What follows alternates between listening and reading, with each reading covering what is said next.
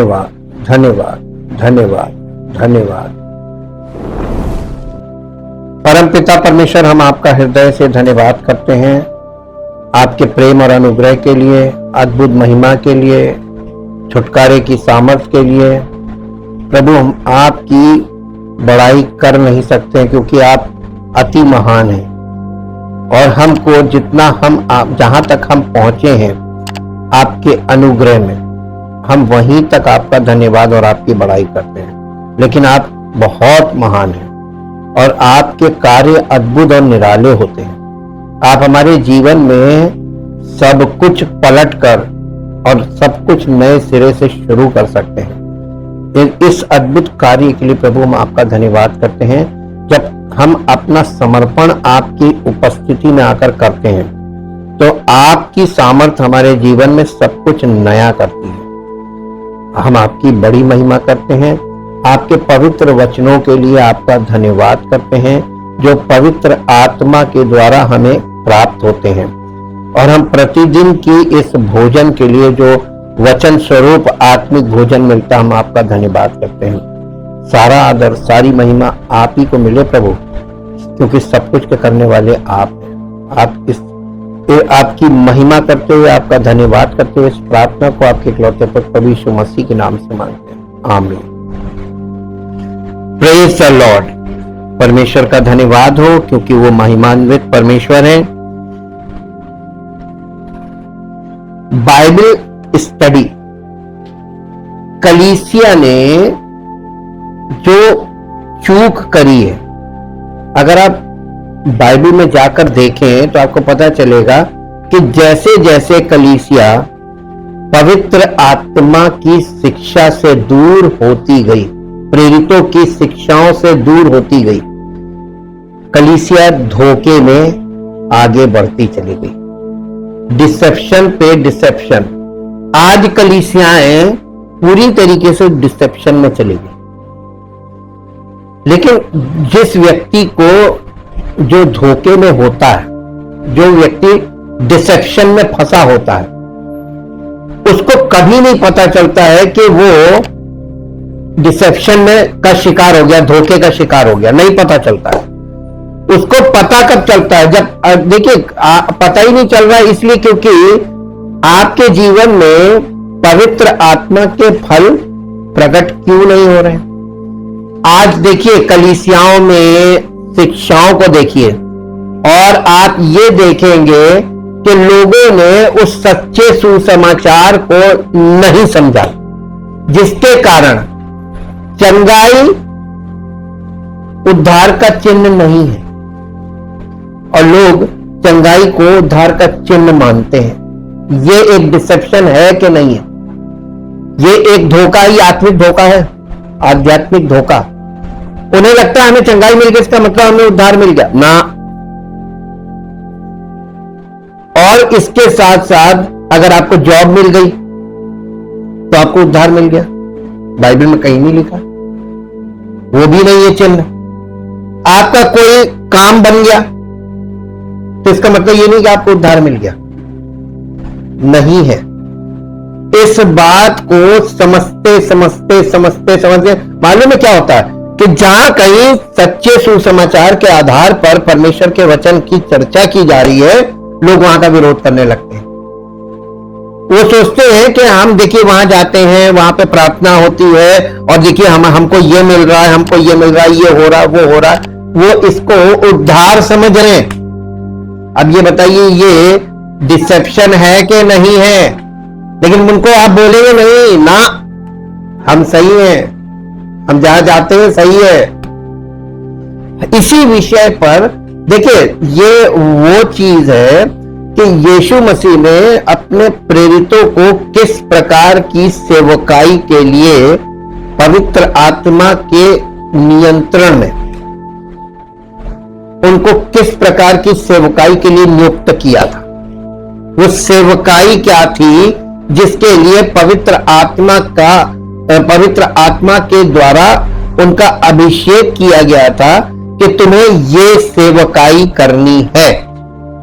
वो चमत्कार करना था या तो सुसमाचार तो आधार है उस सेवकाई का जिसके विषय में हम लोग बात करें। बाइबल स्टडी का जो आधार है वो सुसमाचार है, लेकिन सुसमाचार के आधार पर आपको शिक्षण का कार्य करना था।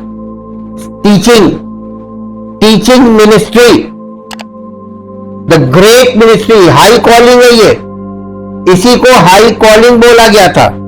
आज हम लोग इस विषय पर थोड़ा सा अध्ययन और मनन करेंगे। पासबानी का मतलब होता है पास्टर टीचर, इसी में बोला गया पासबान ही शिक्षक होना चाहिए। हर पासबान शिक्षक नहीं है, लेकिन होना चाहिए। अगर कलीसिया में शिक्षक नहीं है तो पासबान का कोई भी काम सफल नहीं होगा। ये अगर आप बाइबल में बेसिक्स की ओर बैठते जाएंगे तो आपको पता चल जाएगा पासबानी फेल है। पासबानी का मतलब होता है चरवाही, उनकी अगुवाई करना। आप अगुवाई करेंगे और लोग आपके पीछे चलने वाले लोग अपने अपने मन की इच्छाएं और अपने अपने मन से अपना अपना जीव, तो ये तो भीड़ हो गई ना। ये कलीसिया कहां हुई? जब तक एक मत पर विश्वास नहीं करेंगे। प्रभु की योजना में जो सुसमाचार है उसमें मालूम क्या है? एक मन और एक मत, और सबकी एक ही बोली, एक ही विश्वास, एक देह। यह है कलीसिया गोल। और आप किसी के यहां भी चले जाइए तो वहां मतों में बटे हुए लोग हैं। क्यों? शिक्षण नहीं, टीचिंग नहीं। प्रभु पहली सदी की कलीसिया में जो उद्धार पाते जाते थे उन्हें प्रेरितों से क्यों कनेक्ट करता था? शिक्षा पाने। लिखा हुआ वे प्रेरितों से शिक्षा पाने। तो शिक्षण का कार्य जड़ पैदा करने वाला काम है। शिक्षण का कार्य बीज बोना, फिर उसको यानी सींचना, निराई गुड़ाई और बेशेप, अगर पेड़ की कोई शाखा बेशेप जा रही उसको शेप देना, प्रूनिंग, छटनी, ये सारे काम करने, ये सेवकाई थी मसीही कलीसिया की। ये बेसिक से काफी दूर लोग निकल गए गलत रास्ते पे। इसका मेन कारण है बाइबल की सच्चाई के विषय में बाइबल की शिक्षा का ना मिलना, पवित्र आत्मा के द्वारा बाइबल की शिक्षा का ना प्राप्त होना। यानी ये समझ लीजिए भोजन नहीं मिल रहा, आत्मिक भोजन, तो आत्मिक बॉडी तो नहीं डेवलप होगी। बस सब अपने अपने अपनी अपनी ढपली, अपना अपना राग करते रहेंगे। और आज यही हो रहा है हर कलीसिया में। अंतिम समय में शिक्षण सबसे महत्वपूर्ण सेवा होगी। अब ये बताइए कौन सा समय चल रहा है? एंड ऑफ एंड में आ गए हम लोग। और इस समय जो सबसे इंपॉर्टेंट सेवकाई होगी कलीसिया में वो शिक्षण की होगी, स्टडी। और स्टडी की अगर नहीं होगी तो हम लोग फिर जैसे सब भटक रहे हैं, धोखे में फंसे, हम भी फंस जाएंगे। कब तक ये करना चाहिए? जब तक प्रभु ना आए हमें इस सेवकाई में लगे रहना, ठीक है? क्योंकि ये सेवकाई हमको जागृत रखेगी। इस बात से इनकार नहीं किया जा सकता कि हम अंतिम समय में रह रहे हैं। बिल्कुल सही बात। युद्ध की अफवाहें, बीमारियां, प्राकृतिक आपदाएं, ये हमारी खबरों से में भरी पड़ी हैं। ये सिर्फ कुछ संकेत हैं जो हमें बताते हैं कि यीशु जल्द ही वापस आ रहे हैं। लेकिन क्या कलीसिया तैयार है? आएगा किसके लिए आएगा? तो वो तब तक नहीं आएगा जब तक कलीसिया तैयार नहीं है। क्या कलीसिया तैयार है? अब ये बताइए, आपके लड़के की शादी और आप लड़की के दुल्हन के द्वारे पे जाके बैठ गए और आपने ये नहीं पता किया दुल्हन तैयार है कि नहीं। दूल्हा यानी बारात कब चलती है? जब दुल्हन की तैयारी, इसमें प्रबंधकर्ता लगे रहते हैं। दुल्हन को सब एक एक मिनट की उनको बताया जाता है, हम यहां पहुंच गए, हम यहां पहुंच गए, हम आ रहे हैं, हम आ रहे हैं। क्योंकि दुल्हन तैयार नहीं होगी तो दूल्हा आ गया और दुल्हन तैयार नहीं थी, ये तो बड़ा गड़बड़ हो जाएगा। सेम चीज आप देखिए, कलीसिया मसीह की दुल्हन है कि नहीं, और दुल्हन अभी तैयार ही नहीं है, अभी दुल्हन झुर्रियों से भरी पड़ी, अभी उसका मेकअप ही नहीं कंप्लीट है। तो ये वो देखिए उसने कहा है ना कि वो अपनी दुल्हन को बेदाग और बेझुर्री करके खड़ा करेगा। तो इस समय, और ये मिनिस्ट्री कैसे होगी? चमत्कारों से होगा। ये कलीसिया का ये काम के कौन करे? पवित्र आत्मा करेगा। और इस सेवकाई के लिए उसको समर्पित लोग चाहिए, क्योंकि शिक्षण की सेवा एक बहुत गंभीर समर्पण के द्वारा ही संभव है। ये ऐसी शिक्षा नहीं है कि अपने मन का जीवन जी लें, अपने सारे मौज मस्ती कर लें और ये काम कर लें, नहीं कर सकते। इसके लिए आपका बहुत गहरा समर्पण चाहिए। एक प्रचलित लक्षण, हालांकि इसके बारे में रिपोर्ट नहीं की जाती है, हमारे समय में व्यापक रूप से पाया जाता है। मत्ती रचित सुसमाचार 24 अध्याय, मत्ती रचित सुसमाचार 24 अध्याय और 24 अध्याय का 3, 4, 5 पद पढ़िए। जब वो यानी यीशु मसीह जैतून पहाड़ पर बैठा था, तो चेलों ने एकांत में उसके पास आकर कहा, हमें बता कि ये बातें कब होंगी, तेरे आने का और जगत के अंत का क्या चिन्ह होगा? यीशु ने उनको उत्तर दिया, सावधान रहो, कोई तुम्हें ना भरमाने पाए, क्योंकि बहुत से ऐसे होंगे जो मेरे नाम से आकर कहेंगे मैं मसीह हूं, और बहुतों को, तो इसका मतलब बड़ी मात्रा में तो लोग भ्रमित होंगे। यीशु मसीह ये बता रहे थे कि मेरे नाम से झूठे लोग आएंगे और वो लोग आकर ये लोगों को साबित करेंगे, उनके दिलों में मसीह के रूप में बैठ जाएंगे, लोग उन्हें मसीह मान लेंगे अपना, और लोगों को भ्रमित करेंगे, कंफ्यूज, धोखा देंगे। भ्रम का मतलब धोखा भी होता है, धोखा देंगे और लोग उनके धोखे में फंस जाएंगे, ये शिकार हो जाएंगे। और इसीलिए वो चेतावनी दे रहा था कि नहीं, बस 5 तक देखिए ना। जब वो जैतून पहाड़ पर बैठा था तो चेले उसके पास अकेले में आकर पूछने लगे, हमें बता ये बातें कब होंगी और तेरे आने का और जगत के अंत का क्या चिन्ह होगा? यीशु ने उनको उत्तर दिया, सावधान। सावधान के बाद एक्सक्लेमेशन मार्क है। अगर आपने ग्रामर पढ़ी होगी तो आपको यह मालूम होना चाहिए कि लिटरेचर में एक्सक्लेमेशन मार्क जो आता है, ये एक आश्चर्यचकित चीज के आगे लगाया जाता है। आपको किसी चीज में जब आश्चर्य होता है, झटका लगता है, उस बात के आगे एक्सक्लेमेशन मार्क आता है। नहीं मालूम है तो आप इसको समझिए। यहां पे वो कह रहा है कि सावधान, उसके बाद एक्सक्लेमेशन मार्क, यानी लोग इस चीज को हल्के में लेंगे, लेकिन ये लोग आश्चर्य करेंगे। सावधानी किस बात की? किस बात से सावधान रहे? और उसने यह बात बोली कि सावधान, कोई तुम्हें ना भरमाने पाए। ये कोई तुम्हें ना भरमाने पाए, इसका मतलब कि तुम इस बात से सावधान रहना कि तुमको कोई धोखा ना देने पाए, ठीक? क्योंकि बहुत से ऐसे होंगे जो मेरे नाम से आकर कहेंगे कि मैं मसीह हूं और बहुतों को भरमाएंगे यानी धोखा देंगे। अंतिम दिनों में सबसे बड़ा खतरा,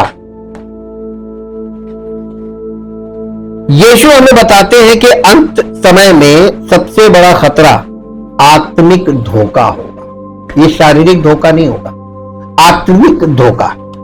अब देखिए, आत्मिक धोखे की शुरुआत कहां से होती है? झूठा सुसमाचार ये आत्मिक चीज है ना, सुसमाचार आत्मिक बात करता है। आत्मिक जीवन की शुरुआत वहीं से होती है, सुसमाचार से। आत्मिक धोखे की शुरुआत सुसमाचार से होगी, झूठा सुसमाचार। फिर ये झूठा सुसमाचार जिस यीशु के नाम से प्रचार किया जाएगा, वो यीशु को भी आपको देखना झूठा यीशु भी होगा। उसने कहा था तुमने किस यीशु का समाचार सुना, तो इसका मतलब सुसमाचार की बात हो रही है और यीशु की बात हो रही है। तो सुसमाचार और मसीह, कौन सा सुसमाचार और कौन सा मसीह, कौन सा यीशु? सुसमाचार का सीधा संबंध यीशु से। आज कलीसियाओं में क्या सुसमाचार दिया जाता है?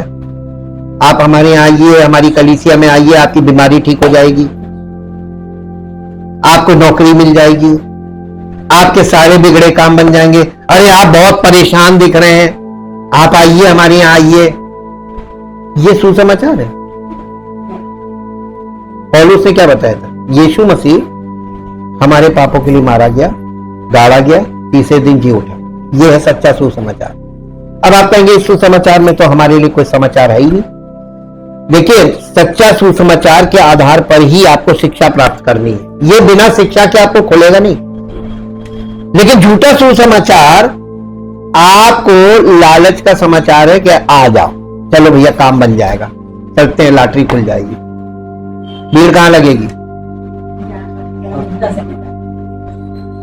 झूठे सुसमाचार से झूठा मसीह, यीशु मसीह जिन बातों को यहां पर बोल रहा था उस विषय में पौलुस शिक्षा दे रहा था।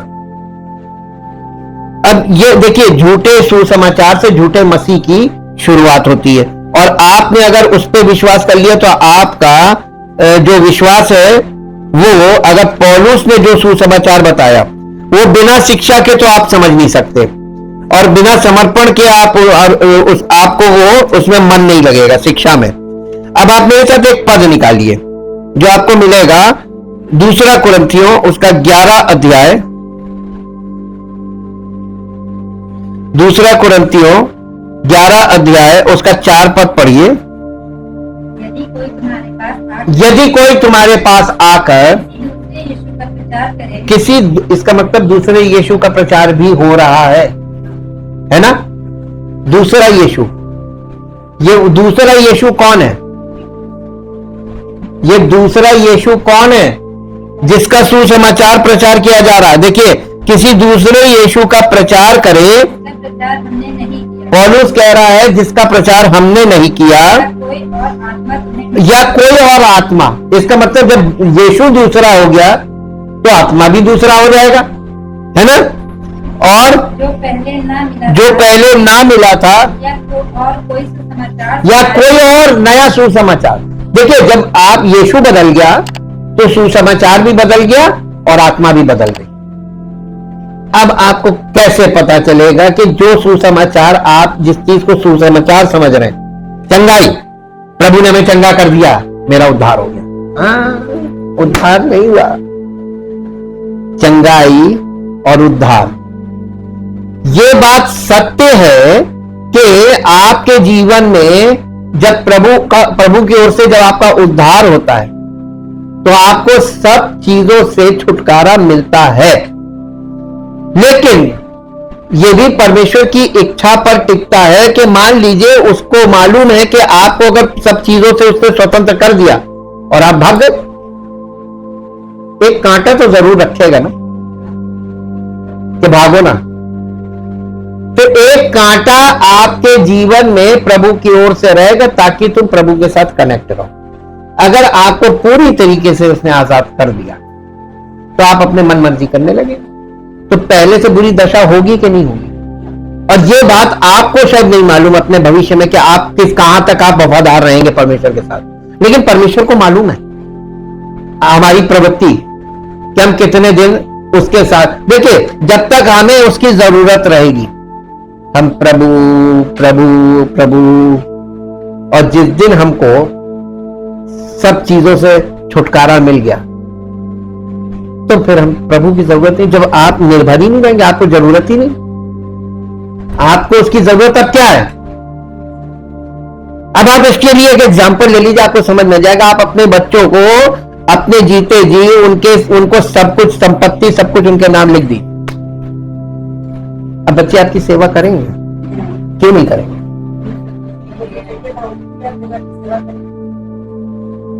यही वाली चीज हमसे ज्यादा बुद्धि उसके पास है, और इसीलिए उसकी बुद्धि हमारी बुद्धि से बहुत ज्यादा है। वो जिससे प्रेम करता है ना, उसको वो अटकाए रखता है। नए नियम में अगर आप ध्यान दें तो परमेश्वर ने हमको पूरी तरीके से कोई अधिकार नहीं दिया किसी को। हम यीशु के संगी वारिस बनाए गए। इसका मतलब हम यीशु पर निर्भर रहेंगे तो हम वारिस रहेंगे, और अगर निर्भर नहीं है तो वारिस नहीं है। तो आप यीशु पर निर्भर कैसे रहेंगे? कलीसिया मसीह में बने रहना, यानी कलीसिया में बने रहेंगे, और कलीसिया में प्रभु के आश्रित बने रहेंगे, तो आप मसीह के साथ संगी वारिस होंगे। और जिस दिन आप फुल फ्लेज इंडिपेंडेंट हो गए, सब कुछ आपको मिल गया, तो फिर आपको प्रभु की और कलीसिया की किसी चीज की जरूरत नहीं। तो आप ये बताइए, प्रभु जिससे प्रेम करता है क्यों लिखा है कोड़े लगाता है? कोड़े लगा के उसको करेक्ट करता रहेगा, क्योंकि उसके जीवन से वो अपने चरित्र को परमेश्वर के पुत्र का चरित्र बनाता है हमारे जीवन में। जैसे उसने अपने पुत्र को महिमा का पात्र बनाया, वैसे ही बनाता है। ये सच्ची मसीहत इसको बोलते हैं। बाकी सब तो धोखे हैं, और ये धोखे में लोग फंस रहे हैं। ये जो सबसे बड़ा खतरा जो आज के दिनों में है, अंत के समय में, वो है आत्मिक धोखा। धोखा वो कार्य है जिसमें किसी को झूठ या अमान्य बात को सत्य या वैध मानने के लिए बाध्य किया जाता है, उसको धोखा बोलते हैं। आपको बाध्य किया जाएगा, ऐसा करेंगे कि आपको मानना पड़ जाएगा, हाँ बिल्कुल सही, आप बिल्कुल सही कह रहे हैं। हम सूचना युग में जी रहे हैं। डॉक्टर गूगल ने हमारे जीवन को कई अच्छे तरीकों से बदला है, लेकिन इसने यानी डॉक्टर गूगल ने झूठी खबरें भी फैलाई हैं, और इसके साथ ही धोखा भी दिया है। गूगल की सारी इंफॉर्मेशन कभी सच नहीं होती है, हमेशा याद रखिए। आप गूगल के भरोसे कभी मत रहिएगा।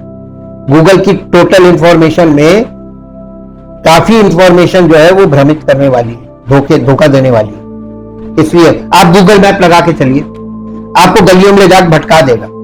जब मेरा एक्सीडेंट हुआ था उस समय, जब हम लोग वो ओला बुक करके गए, तो वो बेचारे बहुत बुजुर्ग थे, वो हमको ले जाके वहां पर वो एक जगह पे हम लोग फंस गए थे, डेड एंड में। उनका वहां पे गूगल मैप नहीं काम कर रहा, कहीं सिग्नल ही नहीं है। गूगल मैप आपको फंसा देगा। गूगल के ऊपर बहुत भरोसा नहीं करने वाला। ये प्रैक्टिकल पॉइंट मैंने आपको बताया। कई बार लोग गूगल पे बहुत भरोसा करते, गूगल बता रहा, सही बता रहा ना, गूगल गलत भी बताता है। ये आपकी खुद की रिसर्च और स्टडी होनी चाहिए, जिससे आप ये समझ पाए कि या आपको परमेश्वर पे निर्भर रहना चाहिए आत्मिक बातों में, क्योंकि और उसके पवित्र वचन बाइबल पर। यहां से आपको धोखा कभी नहीं मिलेगा। ये बिल्कुल परफेक्ट है। लिखा हुआ है ना, मेरा वचन ताया हुआ है, ट्राइड एंड टेस्टेड। इसलिए परमेश्वर के वचन पे आप एक बार भरोसा कर सकते हैं, गूगल पे नहीं। यीशु झूठे शिक्षकों और भविष्यवक्ताओं के बारे में चेतावनी देते हैं, जो विश्वासियों को भी गुमराह करते हैं। यानी केवल अविश्वासी नहीं, और केवल अल्प विश्वासी नहीं, न्यू कमर्स नहीं, बड़े बड़े विश्वासियों को भी धोखा दिया जाएगा। यीशु मसीह इस बात के लिए बोल गया था, झूठे शिक्षक दे देंगे धोखा, ऐसे तर्क में फंसा देंगे कि वो कहे उनको उनकी बात माननी पड़ जाएगी। तब क्या करेंगे? 2 मिनट में यीशु मसीह, सच्चा मसीह आपके जीवन से दूर हो जाएगा। 2 मिनट में, जहां आप उनके तर्कों में फंसे। है कोई इसका विकल्प? कैसे बचेंगे? झूठे सिद्धांत। झूठे सिद्धांत का मतलब होता है झूठी शिक्षा। ये शिक्षा के ये जो प्रिंसिपल्स भी होते हैं, यानी इसमें टीचिंग एंड प्रिंसिपल्स आता है, उसको सिद्धांत बोलते हैं। झूठे सिद्धांत खतरनाक होते हैं और उन्हें हल्के में नहीं लिया जा सकता। परमेश्वर का वचन हमें बताता है कि सिद्धांत हमारे अनंत उद्धार और हमें सुनने वालों को प्रभावित करता है। सिद्धांत, टीचिंग। पहला तीमुथियुस उसका 4 अध्याय, पहला तीमुथियुस उसका 4 अध्याय, 4 अध्याय और उसका 16 पद पढ़िए। अपनी और अपने उपदेश की चौकसी रख, इन बातों पर स्थिर रहे, क्योंकि यदि ऐसा करता रहेगा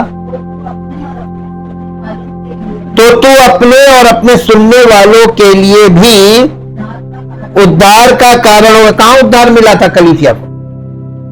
पौलुस जिस कलीसिया की पासबानी कर रहा था उसमें ये जवान सेवक को, जो इसके अंडर में तैयार हुआ था, इसको पत्री लिखकर, और ये 4 अध्याय के ऊपर देखिए झूठे शिक्षकों के विषय में इसको ये बता रहा था कि तुमको इनके बीच में सेवा करनी है, तो तुम्हें क्या करना है? जो ये कर रहे हैं वो नहीं करना है, तुम्हें वो करना है जिससे लोगों को उद्धार मिले। मसीह यीशु का अच्छा सेवक कैसे बना जा सकता है? 6 पद से पढ़िए इसी में। यदि तू भाइयों को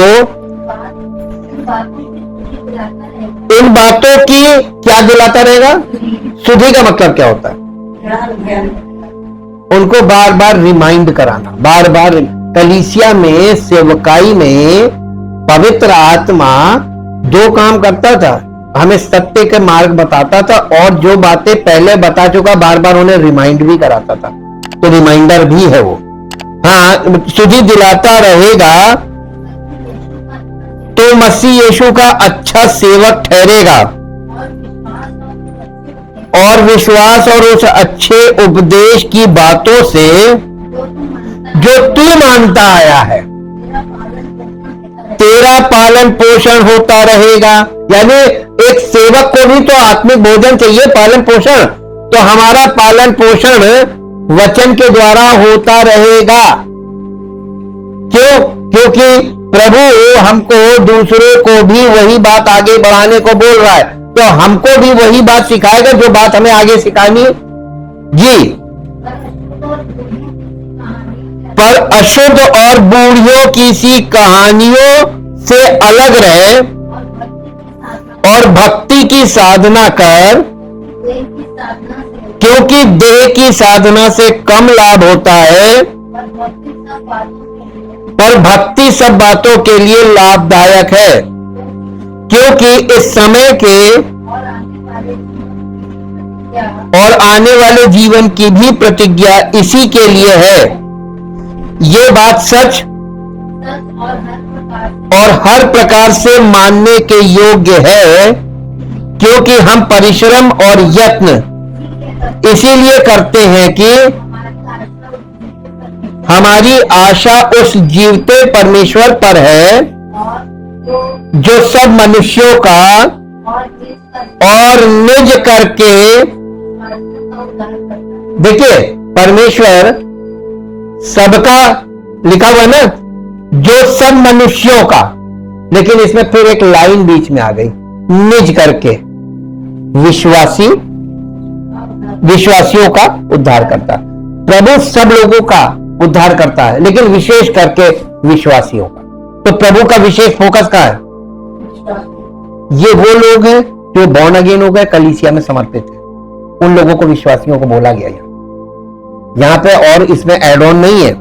अब इसमें देखिए 11 पद, इन बातों की आज्ञा दे, और यही बातें लोगों को सिखानी सच कि प्रभु उद्धार करता है, लेकिन जिन्हें भी उद्धार नहीं मिला है उनका उद्धार करता है। जिस दिन उनको उद्धार मिलेगा, बॉर्न अगेन होंगे, कलीसिया में समर्पित होंगे, तो प्रभु विशेष कर उन पर अपना अनुग्रह करेगा और उनका उद्धार करेगा।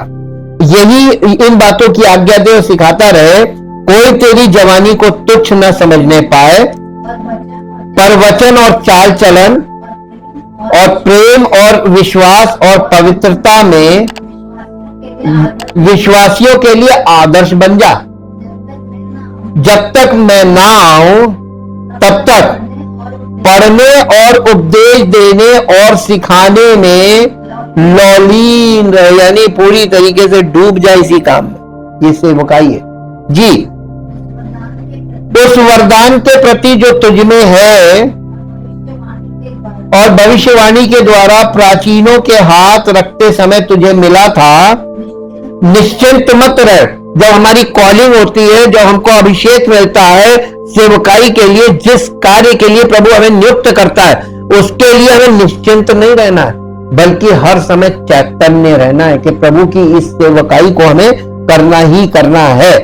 जी, इन बातों को सोचते रहे, इन्हीं में अपना ध्यान लगाए रहे, वचन को सोचता रहे, वचन में ध्यान लगाए रहे, उठते बैठते चलते फिरते, ताकि आपको ये मालूम रहे कि आपने क्या चीज किस तरीके से क्लियर कर दी और क्या चीज बाकी है जो क्लियर करनी, ताकि तेरी उन्नति सब पर प्रकट हो। अपनी और अपने उपदेश की चौकसी रख, इन बातों पर स्थिर रहे, क्योंकि यदि ऐसा करता रहेगा तो तू अपने और अपने सुनने वालों के भी उद्धार का। एक सच्चे सेवक के बिना आप उद्धार मिल सकता है? बताइए, एकदम स्पष्ट है बाइबल।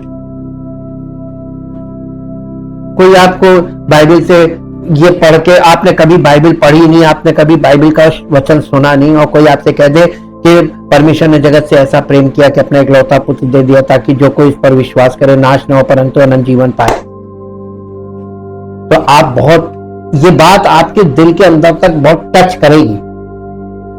लेकिन जब आप कलीसिया में जाते हैं, किसी भी कलीसिया में, जिसे आप कलीसिया कहते हैं, वचन के आधार पर हम बात नहीं कर रहे हैं, आप किसी पास में कहीं हो रहा, आपने कहा यहीं चले जाएंगे, आप वहां चले गए। अब वहां पे जो शिक्षा दी जा रही है, उस शिक्षा के आधार पर आपके अंदर जो विश्वास पैदा होगा वो कैसा होगा? जो बातें वहां बताई जा रही उसके आधार पर। तो आपको मसीह मिला प्रमाण, आप 10 साल वहां पे जुड़े रहे। अब 10 साल जुड़े रहने के बाद भी आपके जीवन में आप बॉर्न अगेन नहीं हुए, पवित्र आत्मा के फल आपके अंदर पैदा नहीं हुए, इसका मतलब आपको सही सुसमाचार नहीं मिला और आपको सही व्यक्ति नहीं मिला और सही आत्मा भी नहीं मिला। समझ में आया? ये पौलुस कलीसिया को बता रहा था और यही चीज वो इसको तीमुथियुस को इसी सेवकाई के लिए तैयार कर रहा है ये पत्री के द्वारा।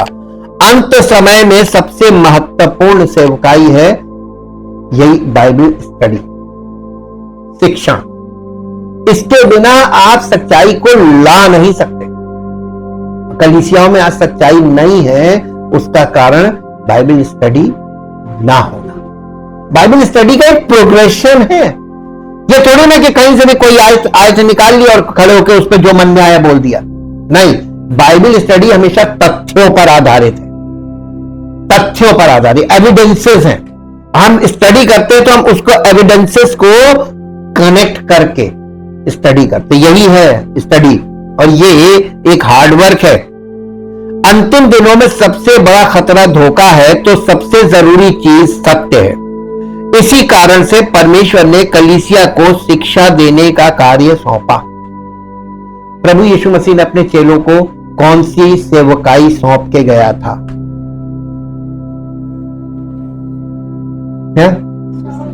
शिक्षण। चेला बनाओ का मतलब क्या है? शिक्षा। शिक्षा दो। जब शिक्षा नहीं, अब लोग कहते चेले नहीं बने, चेले नहीं बने, शिक्षा ही नहीं दी। तुम यीशु मसीह के चेले नहीं बने, इसलिए तुम्हारे द्वारा बीच की कड़ी है ना, तुम मसीह के चेले नहीं बना पाए। तुम खुद नहीं बने तो तुम नहीं बना पाए। और यीशु मसीह के चेलों को देख लो, वो संपूर्ण रीति से देह प्राण आत्मा पूरी तरीके से प्रभु को समर्पित थे। उनका समर्पण देखिए और उनके समर्पण को देखिए और उनकी सेवकाई को देखिए, और आप आज के लोगों के समर्पण को देखिए और उनकी सेवकाई को देखिए, क्या चीज दिखाई देगी? समर्पण वो वाला नहीं है, इसीलिए वो फल नहीं आ रहा। ठीक, ये ध्यान देने वाले पॉइंट्स हैं। यहां कुछ कारण दिए गए हैं। शिक्षण मंत्रालय यानी शिक्षा की जो सेवकाई है इतना महत्वपूर्ण क्यों है? ये सेवकाई इतनी महत्वपूर्ण क्यों है? सबसे पहला, शिक्षण से ज्ञान मिलता है ताकि खोए हुए लोगों को बचाया जा सके। जो खोए हुए लोग हैं, संसार में खो गए हैं, और उनको बचाया जाए। प्रेरितों के काम 26 अध्याय, प्रेरितों के काम 26 अध्याय, 26 अध्याय का 18 पद पढ़िए।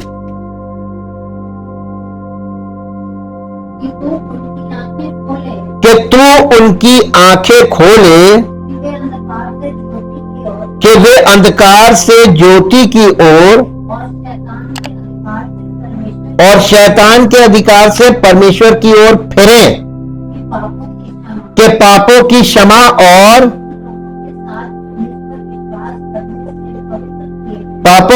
और उन लोगों के साथ जो मुझ पर विश्वास करने से पवित्र किए गए हैं निराश पाएं। इसका 16 पद से पढ़िए, बल्कि यहां से पढ़िए 12 पद से। 12 पद से ऊपर हेडिंग है अपने हृदय परिवर्तन का वर्णन। ये पौलुस अपने हृदय परिवर्तन, ये पौलुस की गवाही है जी। इसी धुन में जब मैं प्रधान याजकों से अधिकार और आज्ञा पत्र लेकर दमिश्क को जा रहा था, तो हे राजा, ये राजा के सामने खड़े होकर गवाही दे रहा है। मार्ग में दोपहर के समय मैंने आकाश में सूर्य के तेज से भी बढ़कर एक ज्योति अपने और अपने साथ चलने वालों के चारों ओर चमकती हुई देखी। जब हम सब भूमि पर गिर पड़े तो मैंने इब्रानी भाषा में, हिब्रू भाषा में, इब्रानी भाषा में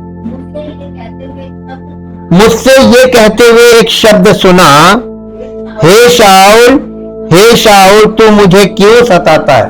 प्रश्न है जी। पैने पर लात मारना, पैने पर लात मारना तेरे लिए कठिन, इसका मतलब क्या हुआ? आप तलवार रख दीजिए और उस पर आप लात मारेंगे तो क्या होगा? यहां पे प्रभु ने एक बहुत बंद बोली बोली है। प्रभु यीशु मसीह वो धारदार हथियार है, और उसकी कलीसिया, उसकी देह, ये यीशु मसीह ने अपनी देह के विषय में बोल रहा है। कलीसिया, तो कलीसिया को ये सता रहा था ना, कलीसिया के लोगों, तो कलीसिया को उसने बोला धारदार हथियार, उस पर लात मारना पैर तेरा ही कटेगा जी। मैंने कहा, हे प्रभु तू कौन है? प्रभु ने कहा, मैं यीशु हूं जिसे तू, अब यहां पे रुकिएगा, मैं यीशु हूं जिसे तू सताता है। अच्छा, यीशु मसीह तो स्वर्गारोहण हो गया था, ये सता किसको रहा था? कलीसिया को। आज मसीह की कलीसिया को अगर कोई सताएगा, यहां देख लीजिए, अगर सच्ची कलीसिया है, बस कंडीशन ये है सच्ची होनी चाहिए, सता के दिखाए कोई, जो भी करेगा वो जेल जाएगा। इसलिए क्योंकि इस कलीसिया की रखवाली कौन कर रहा है? वो खुद, उसने अपने प्राण को अपने लहू से मोल लिया, तो सबसे ज्यादा फिक्र किसको होगी? तो सच्ची कलीसिया अगर है तो मजाल है किसी की? यहां पे हमको ये देखने को मिल जाता है जी। हाँ, प्रभु ने कहा, मैंने कहा कि हे प्रभु तू कौन है? प्रभु ने कहा, मैं यीशु हूं जिसे तू सताता है, परंतु तू उठ, अपने पांव पर खड़ा हो, क्योंकि मैंने तुझे दर्शन दिया है, अब तू मेरी सेवा करना। मैंने तुझे इसलिए दर्शन दिया है कि तुझे उन बातों का भी सेवक और गवाह ठहराऊं जो तूने देखी हैं, और उनका भी जिनके लिए मैं तुझे दर्शन दूंगा। यानी जो देखी है, जो बातें, उनके लिए भी मैं तुझे मैंने दर्शन इसलिए दिया ताकि मैं तुझे उन बातों का गवाह ठहराऊं जो तूने देखी है, और उन बातों का भी गवाह ठहराऊं जो तूने नहीं देखी है, उसके लिए मैं तुझे फिर से दर्शन दूंगा। आगे पढ़िए, लिखा है ना, तो जिनके लिए मैं तुझे दर्शन दूंगा, आगे का भी लीड दे दी कि मैं फिर से दूंगा दर्शन, और मैं तुझे तेरे लोगों से और अन्य जातियों से, इसका मतलब यहूदियों से भी बचाऊंगा और अन्य जातियों से भी बचाऊंगा, क्योंकि पौलुस ब्रिज करता था यहूदी और अन्य जातियों के बीच कलीसिया में। पतरस की सेवकाई क्यों स्टॉप हो गई थी, बता सकते हैं आप? नहीं, यहूदियों के लिए तो था, सेवकाई तो अभी आज तक चल रही है, एक साथ चल रही थी दोनों। यहां पे गौर कीजिए, यहां पे क्या लिखा हुआ, मैं तुझे यहूदियों से भी बचाऊंगा और अन्य जातियों से भी बचाऊंगा। तो ये तो दोनों के लिए काम करेगा। पौलुस, पतरस क्या कर रहा था? पतरस केवल यहूदियों को सुसमाचार सुना रहा था, और पतरस अन्य जातियों से चिढ़ता था, क्योंकि वो यहूदी था। यहूदी लोग अन्य जातियों से एक प्रकार का भेद रखते हैं, ये एक मन भेद है, ये एक वो समझ लीजिए कि अन्य जातियों को छुआछूत वाली बात है ना इनके साथ। पतरस ने एक बार, जब पौलुस और पतरस का झंझट क्या हुआ था, पतरस जो था वो अन्य जातियों के साथ उसने खाया पिया, लेकिन जब यरूशलेम में गए वहां अन्य जातियों से कट लिया, मैं तो इनको जानता तक नहीं, मैं इनके साथ बैठूंगा भी। तब पौलुस को गुस्सा आया कि नहीं, अब आप पहले उनके साथ खा पी रहे थे, आज उनके साथ खाने पीने को मना कर रहे हैं, क्योंकि यहां आप अपने लोगों के बीच में, उनको ये दिखाएं कि देखो मैं लोगों के साथ उठता बैठता नहीं हूं। अन्य जातियों के साथ फेलोशिप करना, उनके साथ उठना बैठना खाना पीना, ये वो यहूदी लोग नहीं करते, खासतौर से रिलीजियस जो होते थे। तो ये वाली चीज, उसकी सेवकाई क्यों स्टॉप हो गई? क्योंकि प्रभु तो यहूदी अन्य जाति दोनों के लिए काम कर रहा है ना, मसीह तो अब दोनों के लिए काम करेगा। अब ना कोई यहूदी रहा ना कोई अन्य जाति, तो कलीसिया में तो दोनों के लिए काम होना। इसलिए क्योंकि पौलुस को प्रभु ने इसी काम के लिए चुना था, ये कट्टर फरीसी पंथ से था। तो यहूदी, जब इस प्रभु को मालूम था कि जब ये अन्य जातियों के लिए सेवकाई करने चलेगा, तो फरीसी पंथ के यहूदी लोग इसके खिलाफ खड़े हुए थे कि तू तो अन्य जाति हो गया। तो यह अपने समाज से बहिष्कृत हुआ था। मसीह के कारण अपने समाज से बहिष्कृत होना, यह बहुत आदर की बात है। इसने तभी कहा था कि मैं अपने वो रिलीजन की बात कर रहा था कि मैं अपनी उस धार्मिकता को कूड़ा समझता हूं मसीह के आगे। इतना बड़ा स्टेटमेंट कोई व्यक्ति दे नहीं सकता। हवाई बातें सब करते हैं, ये मत बताया ना, भावनाओं का बुलबुला है, कभी कुछ 2 मिनट में हवा निकलती है। इसका जीवन आप देखिए, तब प्रभु ने इसको पकड़ा और ये सेवकाई इसलिए दर्शन दिया कि उन बातों का भी सेवक हो और गवाह हो, सेवक और गवाह ठहराऊं जो तूने देखी है, और उनका भी जिनके लिए मैं तुझे दर्शन दूंगा, और मैं तुझे तेरे लोगों से और अन्य जातियों से बचाता रहूंगा, जिनके पास मैं अब तुझे इसलिए भेजता हूं कि तू उनकी आंखें खोले। अब आपको रेफरेंस के साथ समझ में आ रहा होगा कि किस लिए भेजता हूं, कि तू उनकी आंखें खोले कि वे अंधकार से ज्योति की ओर, शैतान के अधिकार से परमेश्वर की ओर फिरे, कि पापों की क्षमा और उन लोगों के साथ जो मुझ पर विश्वास करने से पवित्र किए गए हैं मीरास पाएं। यानी सैंक्टिफिकेशन जिनका हो गया, उनके साथ ये भी मीरास पाएं। तो ये सेवकाई किसको दी गई? ये टीचिंग मिनिस्ट्री थी, क्योंकि पौलुस जो था ना, वो पढ़ा लिखा और वो कई भाषाओं का जानकार भी था। परमेश्वर को ऐसे लोगों की जरूरत है, ऐसे लोग समर्पित हो जो पढ़े लिखे हो, कई लैंग्वेजेस को वो अंडरस्टैंड करते हो। आजकल तो कोई प्रॉब्लम नहीं, आजकल हिब्रू ग्रीक सबके लिए लेक्सिकॉन्स हैं, लेकिन लेक्सिकॉन इस्तेमाल करने के लायक आप हो तब ना। पवित्र आत्मा आपको समझ तो देगा, लेकिन इस्तेमाल करना तो आना चाहिए।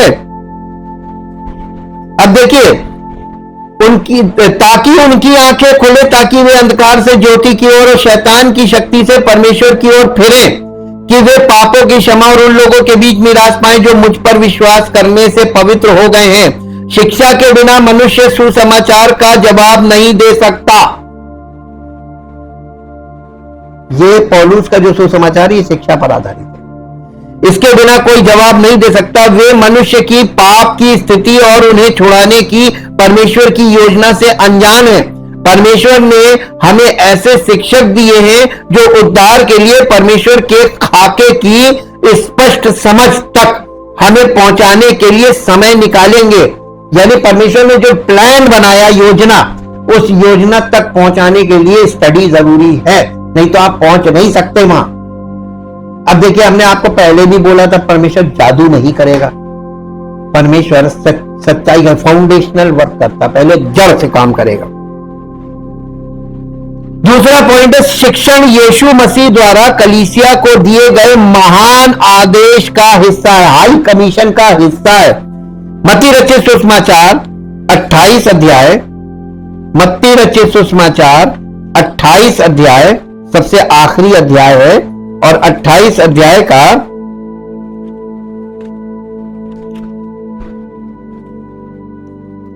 28 अध्याय और उसका 18, 19, 20। यीशु ने उनके पास आकर कहा, स्वर्ग और पृथ्वी का सारा अधिकार मुझे दिया गया है, इसलिए तुम जाओ, सब जातियों के यानी सब राष्ट्रों के लोगों को चेला बनाओ और उन्हें पिता और पुत्र पवित्र आत्मा के नाम से बपतिस्मा दो और उन्हें सब बातें जो मैंने तुम्हें आज्ञा दी है मानना सिखाओ। देखिए, यहां पर जो बपतिस्मा बताया जा रहा है, पानी का बपतिस्मा है कि पिता और पुत्र पवित्र आत्मा के नाम का बपतिस्मा? नाम से नहीं है, नाम का बपतिस्मा है, ये पानी का बपतिस्मा नहीं है। उसने ये नहीं कहा था उन्हें पानी में ले जाओ, पानी में वो बपतिस्मा दो। उनको कौन सा बपतिस्मा दो? पिता, पुत्र।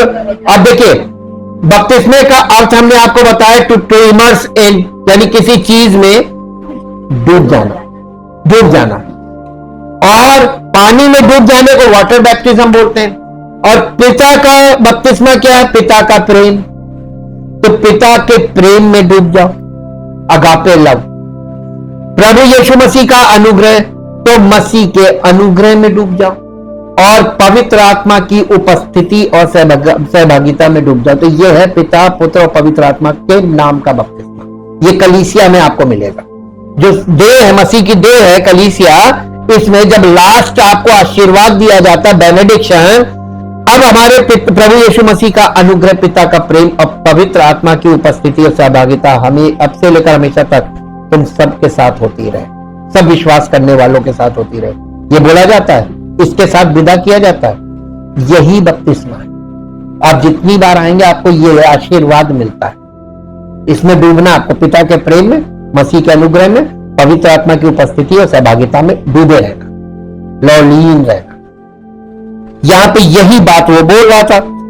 और उन्हें सब बातें जो मैंने तुम्हें आज्ञा दी है मानना सिखाओ।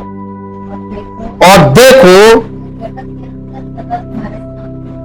वो अंत तक, इस जगत के अंत तक ऐसे सेवकों के साथ है। ये उसने प्रेरितों से बोला था, अगर हम प्रेरितों के समान, हम भी प्रेरितों को समर्पित हो जाए तो हम प्रभु को समर्पित हो गए। इसलिए क्योंकि उसने अपने चेलों से कहा था, जो तुम्हें ग्रहण करता है वो मुझे ग्रहण करता है, और जो मुझे ग्रहण करता है मेरे पिता को ग्रहण करता है। तो आपने अगर चेले को ग्रहण किया तो आपने यीशु को और उसके पिता, परम पिता परमेश्वर को ग्रहण कर लिया। तो हमने तो सिर्फ सिंपल फॉर्मूला, देखिए हमको ये बात समझ में आ गई कि कनेक्शन सही होगा तभी बत्ती जलेगी, तो हमने कनेक्शन पहले सही बना लो। तो हमने पौलुस प्रेरित को अपना गुरु मान लिया, हम उसके चेले बन गए। और जब हम उसके चेले बन गए तो हम मसीह के चेले बन गए। तो हम वही काम करेंगे, पवित्र आत्मा हमारी सहायता करेगा कि नहीं करेगा, तो वही रिजल्ट आएगा कि नहीं आएगा। क्योंकि आप लोगों के साथ प्रॉब्लम यह कि जो संसार में आपको दिखाई देगा वो चीज बहुत जल्दी से छटेगी नहीं जब तक आप बाइबल के अध्ययन को समझेंगे नहीं।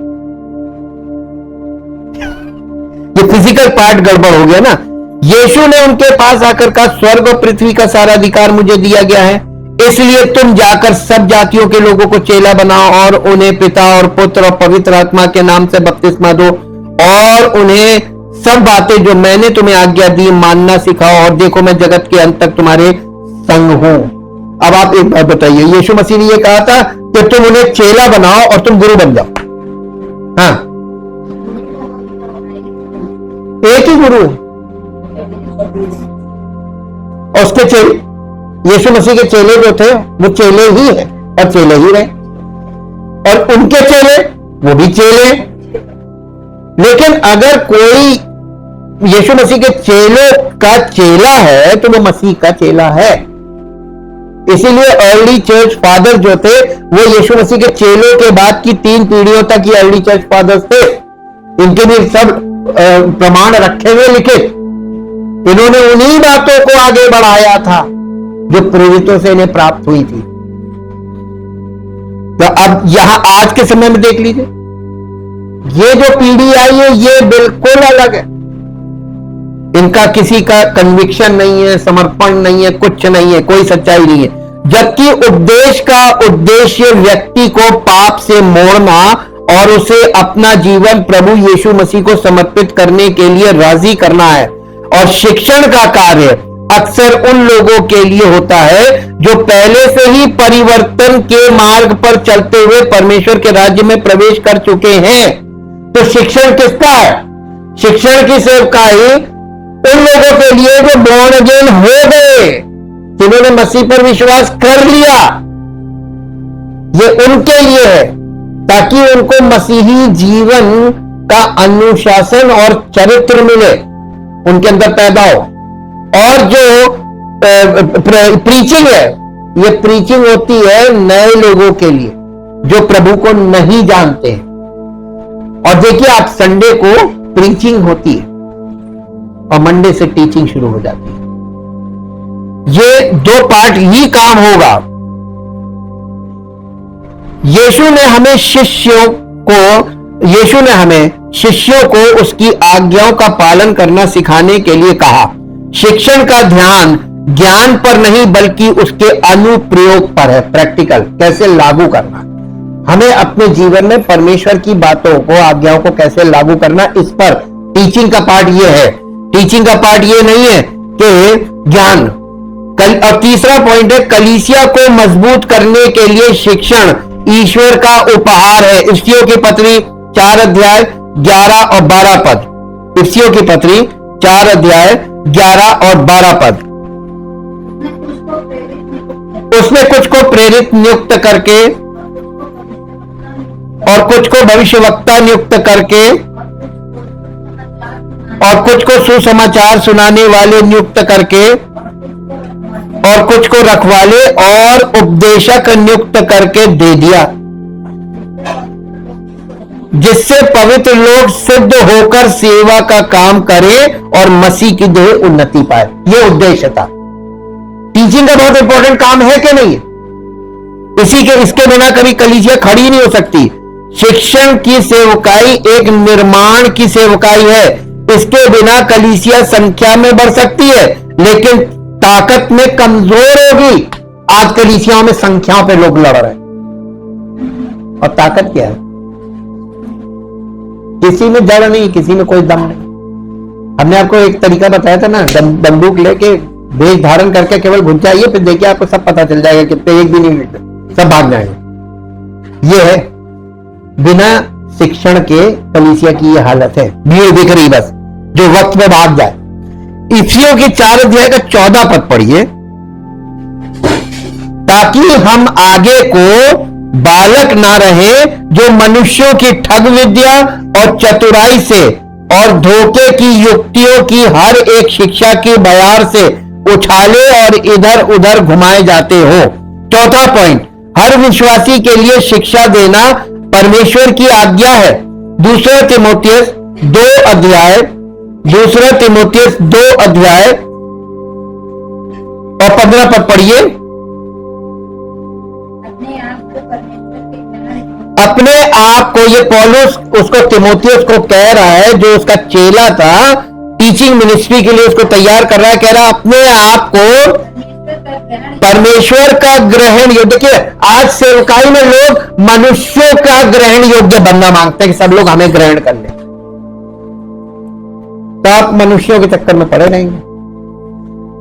यहां पे पौलुस अपने चेले से क्या कह रहा है कि तुझे अपने आप को परमेश्वर का ग्रहण योग्य और ऐसा काम करने वाला ठहराने का प्रयत्न कर जो लज्जित होने ना पाए और जो सत्य के वचन को ठीक रीति से काम में लाता हो। देखिए इसका हम एक और इंटरप्रिटेशन पढ़ते हैं, अपने आप को परमेश्वर का ग्रहण योग्य और ऐसा काम करने वाला ठहराने का प्रयत्न कर। ये पतरस को पौलुस जो है वो तीमुथियुस को बोल रहा है, जो लज्जित ना होने ना पाए और जो सत्य के वचन को ठीक रीति से बांटता हो। कि कौन सा वचन किस वचन के साथ कनेक्शन होगा, यह है बांटना। किस समय कौन सी बात, किस संदर्भ में कौन सा वचन।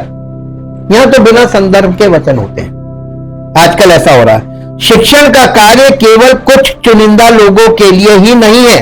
परमेश्वर ने हमें प्रतिभाशाली शिक्षक दिए हैं ताकि हम सभी को बेहतर शिक्षक बनने के लिए प्रशिक्षित किया जा सके।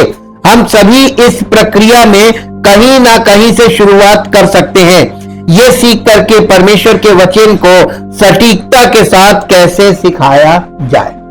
जीवित तो मान सामर्थ्य परमेश्वर, हम आपका हृदय से धन्यवाद करते हैं आपकी महान योजनाओं के लिए। आपके उद्देश्य हमारे जीवन में पूरे हों ताकि प्रभु आपकी महिमा हम सबके जीवनों से प्रकट हो और हमारा जीवन आपकी महिमा को प्रतिबिंबित करने वाला, उस ज्योति को जो प्रभु आप जगत में ज्योति बनकर आए थे और आपकी ज्योति हम सब विश्वास करने वालों के जीवन से प्रकट हो। और प्रभु ज्योति को, जब ज्योति प्रकट होती है तो किसी को कुछ कहने की जरूरत नहीं होती है, क्योंकि सब लोग अपनी आंखों से खुद देख लेते हैं। हम प्रभु चाहते हैं आपकी हमारा परिचय आपकी ओर से हो ताकि आपकी महिमा हमारे जीवन में उस परिचय का काम करे जिससे आपका नाम महिमान्वित होने पाए। आदर और महिमा आपको मिले। इस प्रार्थना को प्रभु यीशु मसीह के पवित्र नाम से मांगते हैं, आमीन। Praise the Lord.